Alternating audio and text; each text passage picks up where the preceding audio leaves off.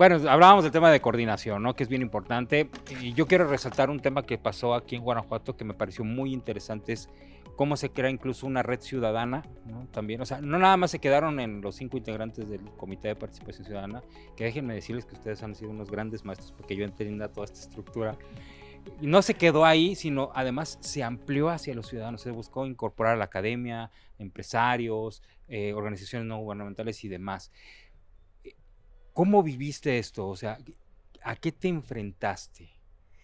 Aquí, la red era un... Reticencias había. Sí, pero la maestra Andrea les va a poder decir A ver, mejor, ahorita, porque a ti te tocaba estar en la coordinación, exacto, básicamente, ¿no? pero Recibir los trancazos aparte. la ley establece las funciones de cada uno. Ok. Por eso a mí cuando me preguntan, pues, ¿cómo es? Cuando uno llega a una responsabilidad pública, primero tiene que saber el perfil, es decir, qué me obliga la ley, cuáles son las funciones, qué atribuciones se tienen y qué se espera de ese puesto. Entonces, en el caso del sistema estatal está definido cuáles son las funciones de cada uno de los 4 órganos que lo integran. Y dentro de esos 4 está el Comité de Participación Ciudadana, que una de sus atribuciones era la creación de una red ciudadana anticorrupción. Entonces, cuando, desde la maestra Katia, ¿verdad? Que empezaron los trabajos ahí para la construcción de esa red, que era como lo ordenaba la ley. Entonces, ahí pues fueron las presidentes. ¿A qué te enfrentaste? Porque lloramos muchas veces en este Pues tema mira, del combate a la corrupción. yo creo que hay 3 principios básicos para hablar de un combate a la corrupción. Uno es voluntad.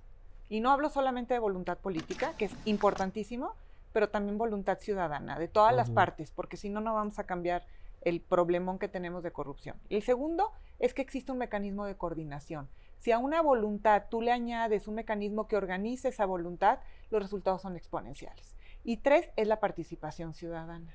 Es por eso que este modelo de sistema nacional y estatal anticorrupción pues parecería que sería el modelo perfecto para empezar a dar resultados que hoy vemos después del índice de percepción de cómo hemos salido como país, pues que hemos ido en decadencia, ¿no? Y bueno, la Red Ciudadana Anticorrupción justo tenía ese sentido.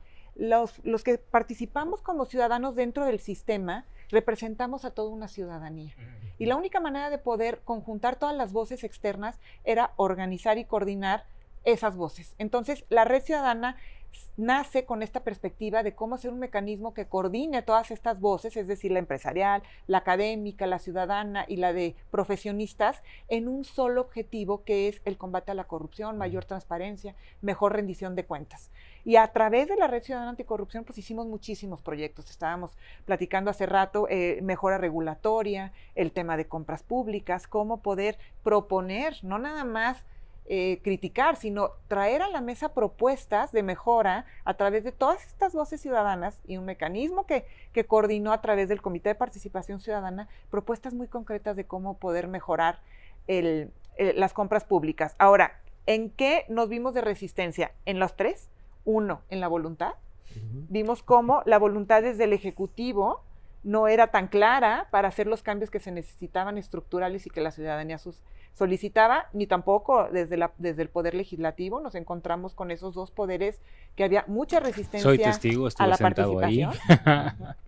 2, el mecanismo de coordinación. Es complicadísimo ver cómo dentro de las atribuciones de cada una de las instituciones que forman parte del sistema, sí hacerle caso, escucha al ciudadano y realmente tratar de hacer los cambios que la ciudadanía está requiriendo con la resistencia de los otros poderes. Entonces, ¿dónde juega la autonomía y la independencia de cada uno de estos organismos?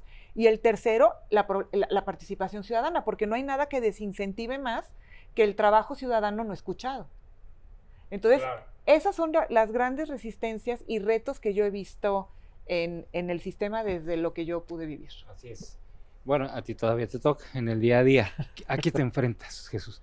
Bueno, el caso San Luis Potosí es un caso muy especial, porque justo su ley estatal del Sistema Estatal Anticorrupción tiene peculiaridades normativas muy distintas a la ley general, y eso en el inicio entorpeció mucho iniciar los trabajos. Fuimos el primer estado en homologar la ley general del Sistema Nacional Anticorrupción, pero dentro de las peculiaridades era que el Comité de Participación Ciudadana no tenía ninguna dieta, ningún salario por sus funciones.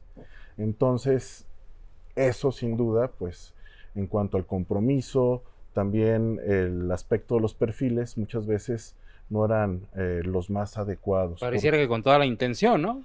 Pareciera con toda la intención para que no funcionara. Fue complicado tratar de meter esta idea de que la participación ciudadana desde el carácter honorífico, pues tenía mucho dividendo resaltar esa construcción de ciudadanía en hacer algo tan positivo como luchar contra la corrupción de manera honorífica. El problema es que volteaban a los demás estados y en todos los estados les pagan, ¿no? Sin embargo, eso no ha sido pretexto y se han sacado los objetivos del Sistema Nacional Anticorrupción. Dos muy claros, que es la política estatal anticorrupción alineada a la nacional y también pues la plataforma digital estatal. Gracias a estas peculiaridades también hemos tenido la oportunidad de trabajar con organismos internacionales. Nuestra política estatal es la única que hicimos de la mano con el Programa de Naciones Unidas para el Desarrollo. Esa circunstancia de que el ciudadano fuera honorífico, pues le dio mucho interés al organismo internacional de ayudarnos a construir como asistencia técnica el documento técnico del programa de implementación de la política estatal anticorrupción y también nos ayudó presupuestalmente porque cabe destacar que también somos de los 4 estados con menor presupuesto en el país en la materia. Así es. Ahora, la serie de reticencias que hoy se siguen presentando nos plantean otro tema. Hay la desaparición de los organismos autónomos que son fundamentales para la existencia de este Sistema Nacional Anticorrupción, ¿no? ¿Por qué? Porque nos permiten un acceso claro, medianamente efectivo, diría yo, a la información que tiene que ver con temas públicos. ¿Dónde estamos parados en este momento ahora que nos enfrentamos a esta desaparición de organismos autónomos? ¿Se caerá el sistema? ¿Desaparecerá el sistema? Pareciera que esa es la intención, borrar del mapa este Sistema Nacional Anticorrupción. Un ejemplo muy claro que me quedó ahora que decías del pago de los honorarios de los integrantes del Comité de Participación Ciudadana pasó en la Ciudad de México. Había un presupuesto destinado al CPC en Ciudad de México y simple y sencillamente nunca llegó, ¿no? Entonces, y en aquel entonces habrá que decirlo, ¿no? Era la jefa de gobierno, nuestra actual presidenta. Entonces, ¿dónde estamos parados en este momento? Yo creo que hay una clara incidencia donde se nota que el poder en turno a nivel federal no quiere al Sistema Nacional Anticorrupción, lo dijo siempre muy claro. Desde el año pasado se decía, había la intención de que las secretarías técnicas pasaran a la función pública. No se ha hecho, pero yo creo que vamos hacia allá. La desaparición de los organismos autónomos, esa falta de transparencia, hace que hoy en día los rangos de corrupción hay una mayor percepción. El índice de percepción de corrupción que acaba de salir el 11 de febrero, pues nos baja 14 puntos, nos sacamos 2.6 en el examen. Solamente a comparación con otros países de América Latina, está por debajo de nosotros Guatemala, Paraguay y Venezuela. Todos los demás países han salido en un punto mejor. ¿Y qué es lo que mide? Mide este tema de percepción, incluso de riesgos financieros, obviamente de sobornos, de enriquecimientos ilegítimos y de falta de transparencia que existen.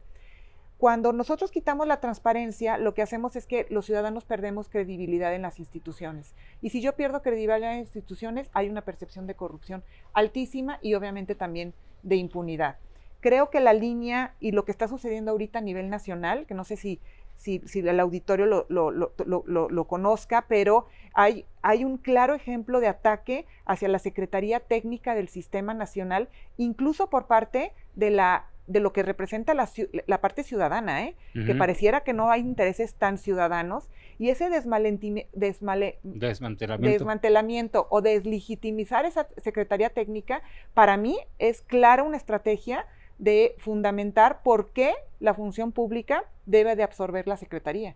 Entonces yo creo que estamos en un momento muy crítico a nivel nacional de combate a la corrupción. Incluso los ciudadanos estamos completamente desprotegidos sin herramientas informáticas, si nos quitan ese derecho incluso de protección de datos personales con lo que está sucediendo, y si el sistema y la Secretaría es absorbida por uno de los 3 poderes que está representado el sistema, porque entonces incluso las atribuciones van a empezar a a irse a las esferas de los otros poderes, y entonces va a haber un problema muy fuerte con la utilización de la plataforma, que es un repositorio de información muy confidencial, anticorrupción. Entonces vamos a otra vez estar hablando de quién son los datos.